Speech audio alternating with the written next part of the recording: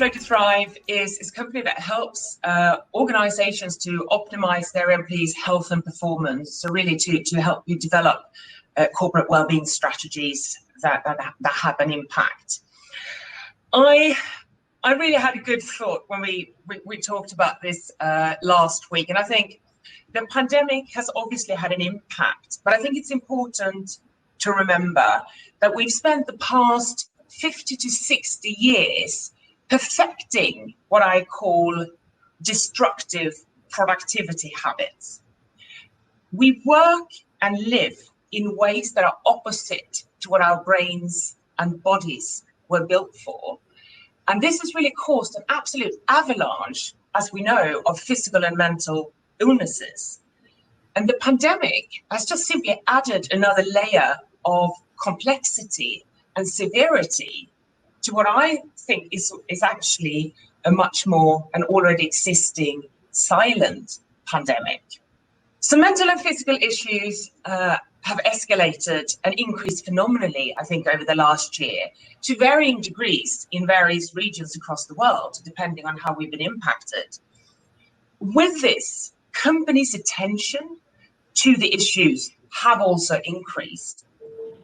But I think there are still a lot of questions around the value that corporate wellbeing programs can still provide or are actually providing to organizations and their employees. And I think there is still a reluctance to spend meaningful sums of money on the same. So I was sitting in the office of one of the world's leading professional services firms just before the pandemic hit. And I think this story is still very valid today, 1.5 years in, or 1 year plus in. I was meeting with the head of wellbeing, and she shared some of her concerns with me. And she said, I know we're doing a lot across our markets, across our business units, but I don't know what, where, and why, or indeed if it's having any impact.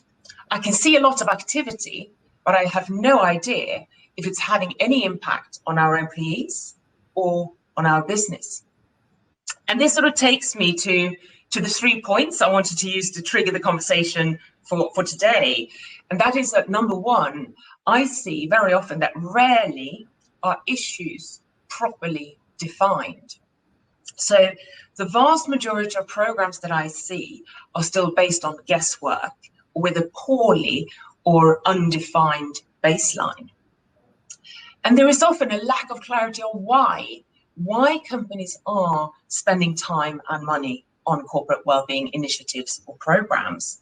So many are rolling out initiatives with no aligned real purpose, vision, or clear objective. And this, I think, is linked to one of the key points that we want to talk about today, is that value then becomes unclear, and cost is one of the discussion points of today. And I think cost only becomes an issue if the value or the impact or the outcome is unclear or undefined. So I think this is the problem, that many organizations today are still shooting blindly at unidentified targets, trying to solve issues with solutions that will never solve the issue. And for me, the big question is, where else in an organization would you do this? And I think nowhere, but still, that's what most organizations, the approach that most organizations take today to corporate wellbeing strategy and programs.